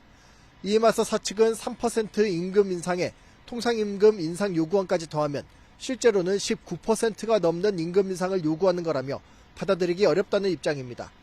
이처럼 노사 양측 입장이 팽팽히 맞서고 있어 오늘 협상은 난항이 예상됩니다. 당장 내일 파업에 돌입할 경우에 대비해 서울시는 비상수송 대책을 내놨습니다. 우선 지하철은 출퇴근 혼잡 시간 기준을 아침 저녁으로 1시간씩 연장하고 열차 투입을 늘려 79차례 더 운행합니다. 막차 시간도 종착역 기준으로 기존 새벽 1시에서 2시로 늦춰 93차례 더 운행해 시민 불편을 최소화합니다. 지하철 출퇴근을 빠르게 연계하기 위해 서울 25개 자치구에서는 무료 셔틀버스를 운행합니다. 경기도 역시 파업 노선과 유사한 도내 128개 노선 1,700여 대 배차 간격을 줄이고 마을버스와 택시를 지하철역과 연계하는 비상수송 대책을 내놨습니다. 경기버스 앱과 정류소 안내판을 통해 실시간 파업 상황을 전파하고 인파 밀집이 우려되는 주요 역사에는 안전요원을 배치해 사고 예방에 나섭니다. 지금까지 서울지방노동위원회에서 YTN 양일혁입니다. 중부지방을 중심으로 눈비가 내리고 있습니다. 특히 대설특보가 발령 중인 경기 북부와 영서지방은 내일 새벽까지 최고 8cm의 많은 눈이 예상되는데요. 밤사이 내린 눈비가 얼어붙을 수도 있어서 도로 살얼음에 대한 각별한 주의가 필요합니다. 기상캐스터 연결해 자세히 알아보겠습니다. 윤수빈 캐스터. 네, 상암동 야외 스튜디오에 나와 있습니다. 네, 지금 서울에 눈이 내리고 있습니까? 네, 맞습니다. 이곳 서울 상암동에도 보시는 것처럼 눈이 내리고 있습니다. 퇴근길 서울 도심과 중부 곳곳에 비와 눈이 섞인 진눈깨비가 내리는 곳이 있겠고요. 눈비구름은 내일 새벽까지 곳곳에 영향을 주겠습니다. 밤사이 기온이 영하권으로 떨어지면서 도로 곳곳 살얼음이 만들어질 수 있는 만큼 교통안전에 각별히 유의해 주시기 바랍니다. 자세한 레이더 화면부터 살펴보겠습니다. 현재 서울 등 수도권과 강원 영서를 중심으로 눈이 내리고 있습니다. 강수구름은 점차 그 밖의 중부와 남부 내륙에도 영향을 주겠고요. 강원 북부와 산간에 이어 경기 북부에도 대설특보가 내려졌습니다. 내일 새벽까지 경기 북동부와 영서에 최고 7에서 8cm, 그 밖에 경기 내륙과 충북 북부에는 최고 5cm의 많은 눈이 내려 쌓이겠고요. 서울 등 그 밖의 중부와 남부 내륙에는 대부분 1cm 안팎의 눈이나 1에서 5mm의 비가 내리겠습니다. 눈비구름 뒤로는 반짝 스모그가 유입되면서 새벽부터 오전 사이 서쪽 지방을 중심으로 한때 공기가 탁해질 수 있겠지만 전국적으로 찬바람이 강하게 불며 먼지는 금세 해소되겠고요. 하늘도 점차 맑아지겠습니다. 내일 서울 아침 기온은 영하 4도, 대전 영하 2도 등 오늘보다 6에서 많게는 11도가량 높아 큰 추위는 없겠습니다. 하지만 한낮에는 서울 영하 2도, 광주 5도, 대구는 4도에 머무는 등 기온이 크게 오르지 못하겠고요. 체감온도는 이보다 더 낮겠습니다. 수요일인 모레 아침에는 서울 기온이 영하 10도 안팎까지 떨어지며 반짝 강추위가 찾아오겠고 목요일에는 추위 대신 전국 곳곳에 또 한 차례 기압골이 지날 전망입니다. 반면 뚜렷한 눈비 소식이 없는 동해안을 중심으로는 여전히 건조특보가 발효 중입니다. 해안가를 중심으로 바람도 무척 강하게 불고 있는 만큼 계속해서 불씨 관리 철저히 해주시기 바랍니다. 지금까지 YTN 윤수빈입니다.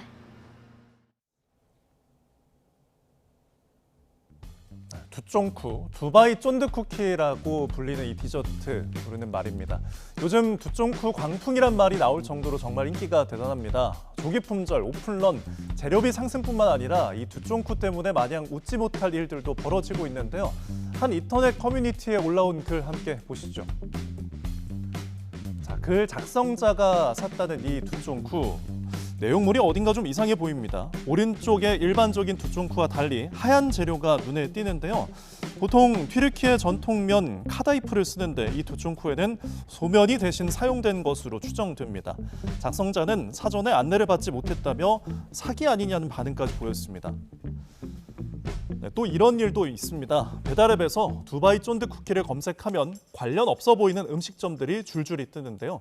두쫑쿠가 디저트 가게를 넘어 마라탕 식당과 돈가스, 초밥, 심지어 국밥집 메뉴로까지 등장한 겁니다. 하지만 메인 메뉴를 주문해야만 두쫑쿠를 함께 살 수 있도록 하거나 아예 판매하지도 않으면서 메뉴 이름에만 두쫑쿠를 붙여놓은 건 과도한 상술이 아니냐는 시각도 있습니다. 누리꾼들은 철물점 하는데 두쫑쿠 추가해야 될까요? 라며 재치 있는 반응을 보이는가 하면 소면 두쫑쿠는 소비자 기만 아니냐, 두쫑쿠가 정체성을 잃었다고 지적하기도 했습니다. 살아남기 위해 노력하는 거라며 자영업자들의 고충에 공감하는 반응도 있었는데요. 여러분은 어떻게 생각하시나요? 고생이 많습니다. 청와대 정무비서관 김병욱입니다. 이재명 대통령은 이번 주 16일 금요일 청와대에서 각 정당 지도부를 초청해 오찬을 겸한 간담회를 가질 예정입니다.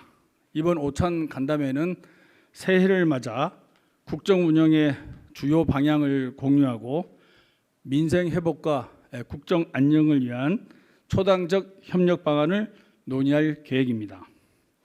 지난해는 무너진 경제와 민생을 다시 일으켜 세우는 회복과 성장의 시간이었습니다. 올해는 국민이 체감할 수 있는 구체적인 변화를 만들고 국가 대도약의 기반 구축에 국정 동력을 집중하겠다는 뜻을 밝히고 이에 대한 정치권의 협력을 당부할 예정입니다.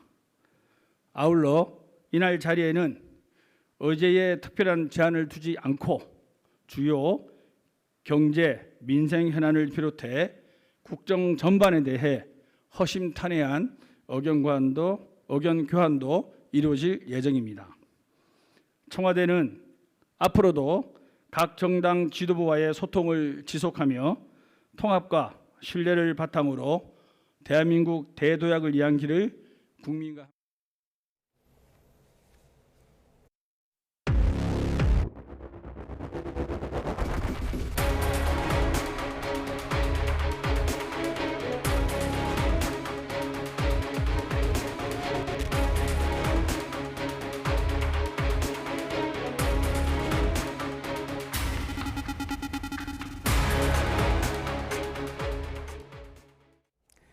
네, 조금 전 들어온 속보부터 전해드리겠습니다. 국회 법제사법위원회가 민주당 주도로 2차 종합특검법을 처리했다는 속보가 들어왔습니다. 법사위가 민주당 주도로 2차 종합특검법을 처리하면서 국민의힘 의원들이 반발했다는 속보 전해지고 있습니다. 네, 2차 종합특검법은 앞서 3대 특검에 미진했던 영역을 재수사하는 취지로 출범을 하게 되는데요. 최대 170일의 수사 기간을 담았습니다. 특검보는 5명, 특별수사관 100명, 파견 공무원 130명으로 규모를 꾸릴 것으로 보입니다. 예, 파견 검사는 기존 30명에서 15명으로 줄이면서 검사 의존도를 탈피할 것이라고 밝혔고요. 오는 15일 목요일에 본회의에 상정되는 것을 목표로 하고 있고 통일교 특검은 보류됐다는 소식 전해드립니다. 자세한 소식 들어오는 대로 추가로 전해드리겠습니다.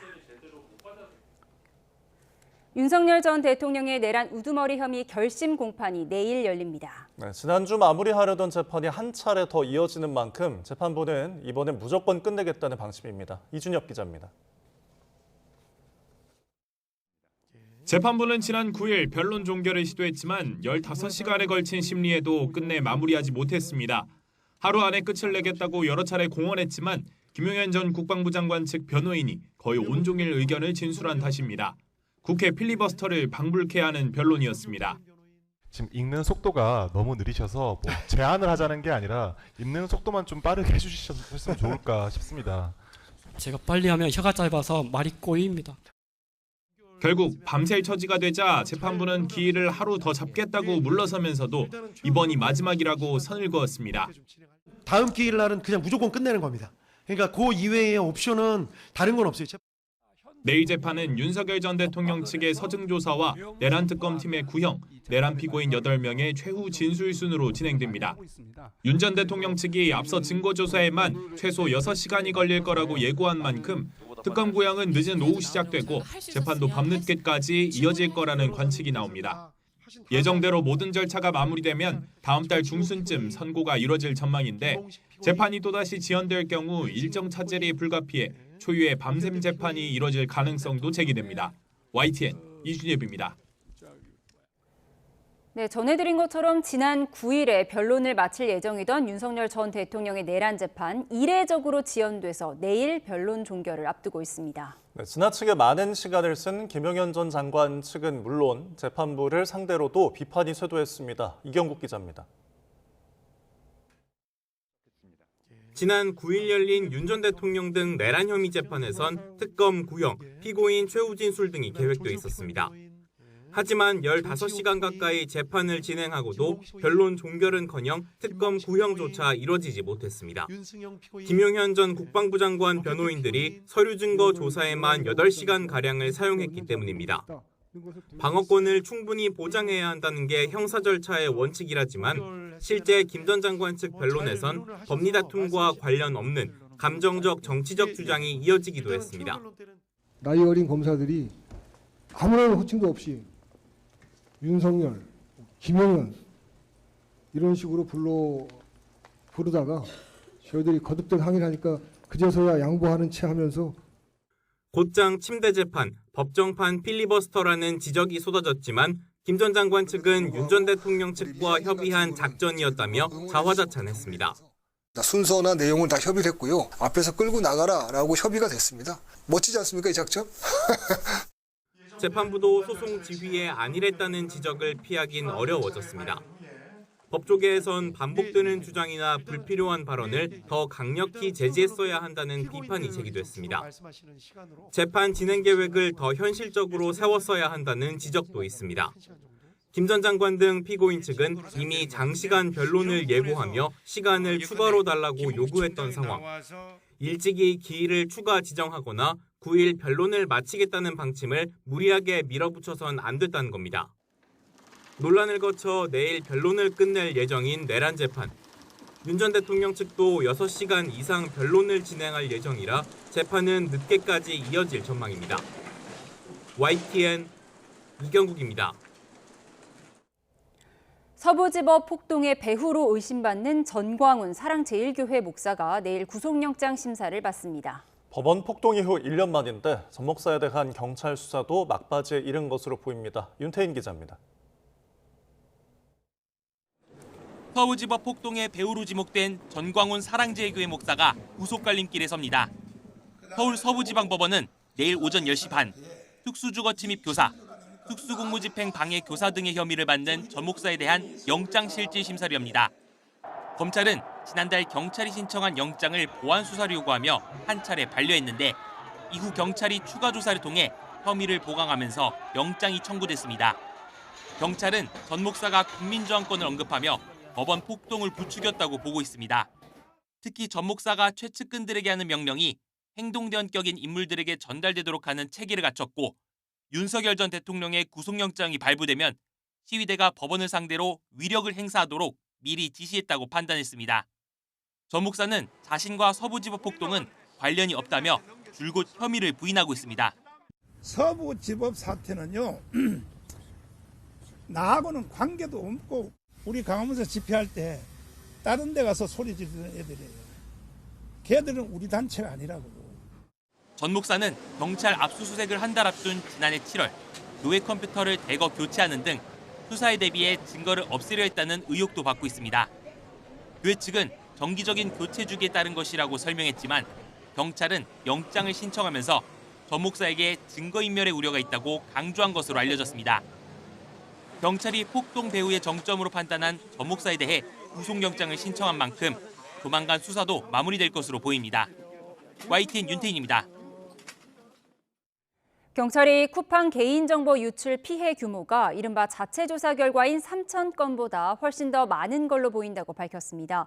피의자 신분으로 소환 통보를 받은 헤럴드 로저스 한국 쿠팡 대표는 경찰의 1차 소환에 불응해 2차 소환 통보가 이뤄진 상태입니다. 취재기자 연결해 들어보겠습니다. 유서연 기자, 경찰이 쿠팡 개인정보 유출 피해 규모를 3,000건 이상으로 보고 있다고요? 네, 그렇습니다. 박정보 서울경찰청장은 오늘 기자 간담회에서 압수물 분석이 완전히 끝나진 않았지만 3,000건보다는 훨씬 많은 것으로 보고 있다고 밝혔습니다. 쿠팡 측에서 발표한 유출 규모보다는 피해가 더 큰 것으로 보고 있다는 건데요. 앞서 쿠팡은 지난달 25일 수사 대상이면서 자체 조사 결과를 발표해 논란이 됐습니다. 쿠팡은 개인정보 유출 규모가 3,000명에 불과하고 유출 정보는 모두 회수됐다고 주장했는데요. 과기부는 청문회 등에서 3,300만 건 이상의 이름과 이메일이 유출된 것으로 본다며 이러한 쿠팡 주장을 거듭 반박해왔습니다. 경찰은 개인정보 유출자로 지목된 중국인 쿠팡 전 직원에 대해서는 인터폴과 형사사법 공조를 통해 필요한 조치를 진행 중이라고 밝혔습니다. 외국인이라 경찰의 직접 소환 요구는 외교상 문제가 될 수 있다고 설명했습니다. 네, 헤럴드 로저스 한국 쿠팡 대표가 경찰의 1차 소환 조사에는 불응했죠. 네, 경찰이 헤럴드 로저스 쿠팡 한국법인 임시 대표에게 2차 소환을 통보했습니다. 증거인멸 등 혐의 피의자 신분인데요. 경찰은 지난 5일 로저스 대표에 대해 1차 출석 요구를 했지만 로저스 대표가 이에 응하지 않은 것으로 파악됐습니다. 이에 따라 2차 소환 날짜를 조율 중인데 로저스 대표 측은 2차 출석 요구에는 응하겠다는 의사를 밝힌 거로 전해졌습니다. 경찰은 로저스 대표에 대한 출국 정지도 검토하고 있습니다. 지금까지 사회부에서 YTN 유서연입니다. 캄보디아에 거점을 두고 200억 원 규모의 투자 사기를 벌인 조직의 한국인 총책이 현지에서 검거됐습니다. 정부는 캄보디아 당국과 신속한 협의를 거쳐 그 총책을 국내로 송환할 방침입니다. 표정호 기자의 단독 보도입니다. 사무실 책상에 휴대전화 여러 대가 놓여 있고 모니터엔 수많은 대화창이 열려 있습니다. 2년 전 캄보디아에 거점을 두고 200억 원 규모의 투자 사기를 벌인 스캠 조직의 사무실 모습입니다. 앞서 지난해 11월 경찰은 한국인 조직원 54명을 우선 검거해 검찰에 넘겼다고 밝혔습니다. 다만 한국인 총책 등 해외에 머물고 있는 나머지 일당에 대해선 추적 중이라고 당시에 설명했습니다. 해외 체류 중인 17명에 대해 여권 무효화 및 지명 수배 조치하고 적색 수배 등 국제 공조 수사를 이어나가고 있습니다. 그런데 YTN 취재 결과 정부는 지난달 말 캄보디아 당국과 공조해 프놈펜에서 인터폴 적색 수배 중인 한국인 총책 40대 정모 씨를 검거한 걸로 확인됐습니다. 정 씨는 현지에서 만복이라는 예명으로 활동했는데 우두머리인 중국인 총책과 함께 범죄 조직을 이끈 걸로 파악됐습니다. 정 씨 등 일당은 지난 2024년 2월부터 1년 반 동안 고수익을 보장해준다며 피해자들을 유인해 194억 원가량을 가로채는 등 투자 사기를 벌인 혐의를 받고 있습니다. 현지 사정에 능통한 취재원은 이 조직이 캄보디아 프놈펜에 있는 스캠 조직 가운데 손에 꼽히는 규모라고 YTN에 설명했습니다. 수사당국은 정 씨에 대한 현지 조사를 마치는 대로 캄보디아 당국과 협의해 국내로 송환할 방침입니다. YTN 표정호입니다. 국가기관 직원을 행세하며 피해자들에게 접근해 범죄에 연루된 것처럼 속인 뒤 돈을 빼앗고 성착취 영상까지 촬영토록 한 캄보디아 내 온라인 사기 범죄 조직 일당이 붙잡혔습니다. 청와대는 지난 5일 캄보디아 현지 경찰을 통해 프놈펜 내 성착취 스캠 범죄 조직 거점을 급습했고 조직원 26명을 검거하는 성과를 거뒀다고 밝혔습니다. 붙잡힌 조직원 26명은 지난해 2월부터 검찰이나 금융감독원 등 국가기관 직원을 사칭해 피해자에게 접근한 뒤 수사 보안 명목으로 숙박업소에 머물도록 유도한 걸로 조사됐습니다. 이어 외부와 연락을 스스로 차단토록 하는 등의 수법으로 165명에게서 267억여 원을 빼앗고 다수의 피해자에게 성착취 영상을 촬영해 전송토록 한 강요한 혐의를 받고 있습니다. 국토부는 5명의 사망자가 발생한 서산 영덕고속도로 다중추돌 사고와 관련해 감사에 착수했습니다. 김윤덕 국토부 장관은 한국도로공사의 제설제 예비살포 미실시 정황을 비롯해 관리 규정이 적절히 이행됐는지 철저히 규명하라고 지시했습니다. 국토부는 감사 결과에 따라 관리 소홀이나 절차 미이행이 확인될 경우 엄중히 조치할 계획이라고 밝혔습니다. 그제 오전 서산 영덕고속도로 남상주 나들목 인근 양방향에서는 블랙아이스 추정 사고로 화물차가 전도되는 등 차량 16대가 다중추돌해 5명이 숨졌습니다. 네, 군과 경찰이 한국 무인기가 침투했다는 북한의 주장을 규명하기 위한 조사에 착수했습니다. 이를 위해 30여 명 규모의 군경 합동조사 태스크포스가 구성됐는데 우선 증거물 확보에 주력할 것으로 보입니다. 김문경 기자입니다. 이 대통령의 지시에 따라 북한이 주장한 한국 무인기 침투 사건을 조사할 군경 합동조사팀이 공식 출범했습니다. 경찰청 국가수사본부 아래 경찰 20여 명과 군 10여 명으로 팀을 꾸렸습니다. 민간 쪽에서 날려보냈다는 데 더 무게를 둔 만큼 조사는 경찰이 주도하고 군은 지원하는 방식입니다. 이 합동조사 TF 같은 경우는 경찰이 주도하고 군은 지원 협조하는 형태가 될 것입니다. 조사팀은 지난 4일 강화도에서 출발했다는 무인기에 대한 증거물 확보에 우선 집중할 거로 보입니다. 전방지역 특성상 감시 장비가 촘촘한 데다 비교적 최근이어서 북한의 말이 맞는다면 CCTV나 군 감시 자산에 자료가 남아있을 가능성이 높습니다. 하지만 경기도 파주에서 출발했다는 무인기는 4개월 가까이 지나 조사에 어려움이 예상됩니다. 이런 가운데 해당 무인기가 중국산 무인기와 일치한다는 주장도 나왔습니다. 외관이 거의 비슷한데 길이는 1.23m, 날개폭은 2.16m로 군사물자 수출 통제 대상에서 제외된 동호회 혹은 상업용 드론이라는 겁니다. 전체 모양도 중국에서 보통 동호인들이 쓰는 키트형, 그러니까 조립형 무인기 형태를 띠고 있습니다. 따라서 군사적으로는 거의 사용 가능성이 없는 그런 종류라고 볼 수 있겠죠. 민간이 날렸다면 비행 금지 구역을 위반한 만큼 항공안전법을 적용받을 가능성이 있습니다. 하지만 해당 무인기의 비행 기록을 확보하더라도 살포 주체는 물론 북한에 있는 무인기와 해당 무인기를 일치시킬 수 있는지가 관건이 될 거로 보입니다. YTN 김문경입니다. 충북 청주지방검찰청은 지적장애인의 임금을 가로채고 1억 원 상당의 대출금까지 빼앗은 혐의로 40대 편의점 업주 A씨를 재판에 넘겼습니다. A씨는 지난 2022년부터 1년여 동안 자신이 운영하는 편의점에서 일하는 지적장애인의 임금을 지급하지 않은 혐의를 받습니다. 또 지적장애인에게 1억 원 상당의 대출을 받게 한 뒤 이를 가로챈 것으로도 조사됐습니다. 오늘 서울 방학동에 있는 2층짜리 주택에서 불이 나 2시간 반쯤 만에 꺼졌습니다. 이 불로 2층에 거주하던 한 명이 대피했고 건물 옥탑방에 살던 70대 남성이 연기를 마셔 병원으로 옮겨졌습니다. 소방은 자세한 화재 원인을 조사하고 있습니다.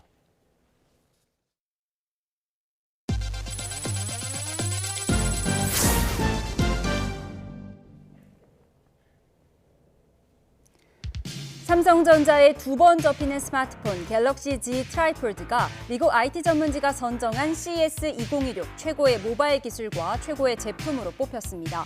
미국 IT 전문지 CNET은 CES가 주최하는 미국 소비자 기술협회와 함께 심사한 결과 63개 수상작 가운데 삼성 갤럭시 Z 트라이폴드가 가장 많은 점수를 얻어 최고의 제품으로 선정됐다고 밝혔습니다. 현대차그룹이 올해 연말부터 미국 네바다주 라스베이거스에서 무인 자율주행 택시 서비스를 상용화합니다. 현대차그룹과 자율주행 기업 앱티브와의 합작법인 모셔널은 올해 말 운전자 개입 없이 대부분 도로에서 실제 주행을 할 수 있는 레벨 4 수준의 서비스를 상용화한다는 계획을 발표했습니다. 롯데건설이 주차장과 커뮤니티 등으로 사용되는 지하 공간을 특화 설계한 라이브 그라운드를 향후 수주하는 아파트 단지에 적용할 방침입니다. 먼저 차량 승하차 공간과 로봇 서비스를 결합해 입주민이 차량을 세우면 승하차 지점에서 대기하던 생활 로봇이 차량에서 커뮤니티 라운지 내부까지 짐을 옮겨줍니다. 최근 주가 14만 원을 넘어선 삼성전자가 이번이 성과급의 최소 절반을 자사주로 의무 수령하도록 한 규정을 없애고 직원들도 성과급 일부를 주식으로 선택하도록 했습니다. 재계에 따르면 삼성전자는 지난해부터 임원에게만 지급하던 성과급 주식 보상을 직원에게까지 확대하는 내용을 담은 2025년 임직원 성과급 주식 보상안을 공지했습니다. 이에 따라 삼성전자 직원들도 이번과 같은 기준으로 성과급의 50% 범위에서 10% 단위로 성과급을 자사주로 수령할 수 있습니다. 삼성화재가 직장인과 프리랜서 등 이른바 엔잡러를 대상으로 본업과 병행 가능한 설계사 조직 엔잡크루를 출범했습니다. 엔잡크루는 시간과 장소, 영업 실적 부담을 줄이고 개인 일정에 맞춰 자유롭게 활동할 수 있도록 개발됐습니다.